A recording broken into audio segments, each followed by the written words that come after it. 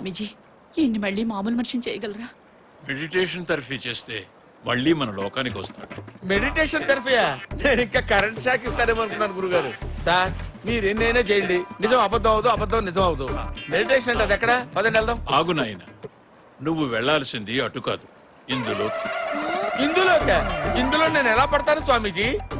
అతనికి వెళ్ళడం కష్టంగా ఉంటుంది, కొంచెం సహాయం చేయండి నాయన. కొంచెం సహాయం చేయండి నాయన అంటున్నారు. ఇది ఏమైనా పావుల వడ్డీకి బ్యాంకు రుణాలా స్వామీజీ? సహాయం చేయండి అంటున్నారు. దానిలో నేను ఎలా కూర్చుంటానండి? కూర్చుంటే ఊపిరాడకి చస్తాను. నువ్వేనా చెప్పమంటే? ఈ ట్రీట్మెంట్ కి వచ్చిన ప్రతివాడు ఇలాగే మాట్లాడతాడు. ఇది పిచ్చివాడిని అందులోకి నెట్టేయండి.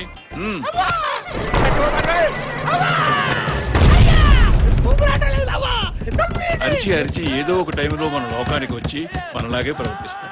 భయపడాల్సిన పని లేదమ్మా.